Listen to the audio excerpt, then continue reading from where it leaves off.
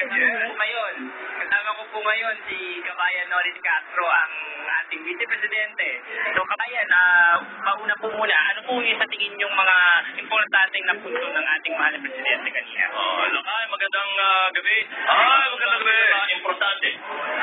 Lakay, alam mo, habang nakikinig ako kanina, nagsusulat ako, ang kanyang pahimula sa speech niya ay kanyang tinawagan ng pansin ng mga masisipag na kababayan nating Pilipino. Ibig sabihin niya, kapag ikaw ay tamad na Pilipino, ay talagang gugutumin ka, hindi ka mabubuhay sa Pilipinas. Sabi nga ni Senator Dick Gordon sa Olongapo, siya mayor pa, bawal ang tamad sa Olongapo. Dapat ay apply natin sa buong Pilipinas, bawal ang tamad sa buong Pilipinas o Pilipino. Siyempre, hindi makakalimutan yung kanyang binanggit na hinihintay palagay ko, maging ng kanyang mga kritiko at ng ating mga kababayan, na she will step down next year. At yung hindi ako umaatras sa laban, yung mga binanggit niya na she will never declare martial law, sapagkat hindi naman ganun kadali ang magdeklara talaga ng martial law, dadaan ka sa butas ng karayom sa Kongreso. At yung sinasabi niyang no extension, and at the same time, nagpasalamat siya sa tao. At siyempre yung mga sundod niya sa kanyang mga kritiko. At nabanggit din niya ang tungkol sa naging accomplishment ng housing sector. At ako bilang chairman ng Housing and Urban Development Coordinating Council, ay wala namang makaka-question sa naging accomplishment ng housing sector sa ilalim ng Macapagal Administration, ng Arroyo Administration. At yan, hinahamon ko ang sino man na pwede kumestyon dyan, na bibigyan namin sila ng accomplishment report at pwede bang yung talagang tunay na mapuntahan nila mga lugar kung saan ay nabigyan natin ng pabahay, both formal and informal sector of our society. Ay, tanong ka para kay Kabayan? Mr. Vice President, kung halimbawa para sa isang presidential, ano ang nakita ninyong pinakamahusay na kumbaga ay pamana ni Pangulong GMA, piling ni Pangulong GMA sa isang susunod na presidente? Kabayan. Of course, ang naging accomplish po ng ating ekonomiya, ang pagkakabawas ng ating napakalaking utang, maging ang pagkakabawas ng ating malaking deficit. At yung pinakamaganda dyan, sasabihin naman kasi ng ating mga kababayan hindi naman namin nararamdaman yan Pero makikita naman nila yung mga ginawang infrastructure, although hindi niya nabanggit ang tungkol sa mga airport na itinayo natin o ng administrasyon, binanggit lang yan seaport. Obviously ay kulang talaga sa oras ang kanyang speech dahil wala pang isang oras.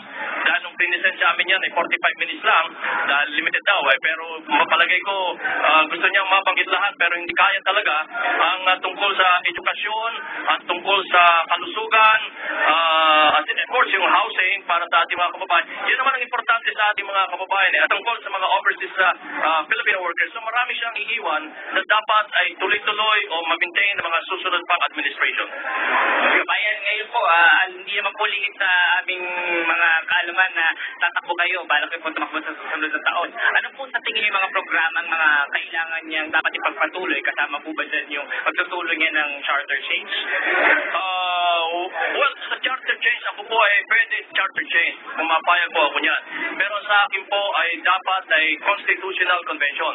At dapat po gawin natin after the 2010 election at magkakabisa after the term of the new president.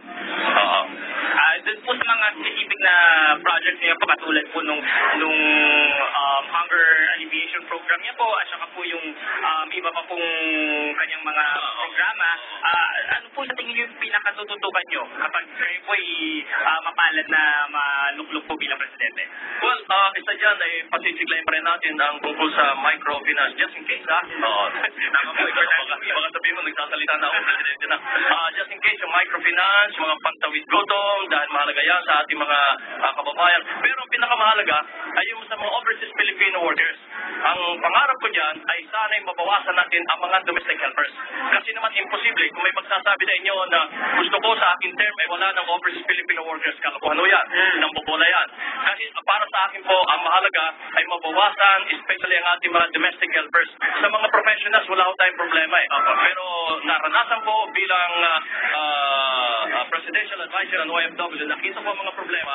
Ang pinakamaganda ko niya, mabawasan natin ang mga domestic helpers na sana hindi sila makapagtrabaho, na sana hindi isipin nila kasi ang karaniwan mo dyan may mga trabaho na pero masabi lang na nag-abroad ay nagre-resign sa trabaho para makapag-abroad, which is wrong. Maraming ganyan. Yung 700 na lumapit sa aming naloko ng isang Valerie Valerio, karamihan po doon ay pinakakuha niya ng trabaho, pero karamihan din po doon ay nag-resign sa kanilang mga trabaho. Yun po ang pinakamasakit nun. Kamayan, meron pong mga ilang tanong din po sa studio si Tito Jay Sonsa.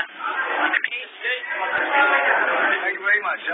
Mr. President, your one-line impression on the SONA. What? One lang po. Ano? One line yung impression po. Well, Jay, this is the best speech sa SONA, the best report na aking narinig for the past 6 years na ako'y umattend at laging nasa unahan ako. So first sit in the right and the left side of the President. Or the right side of the President, on the left side of my side.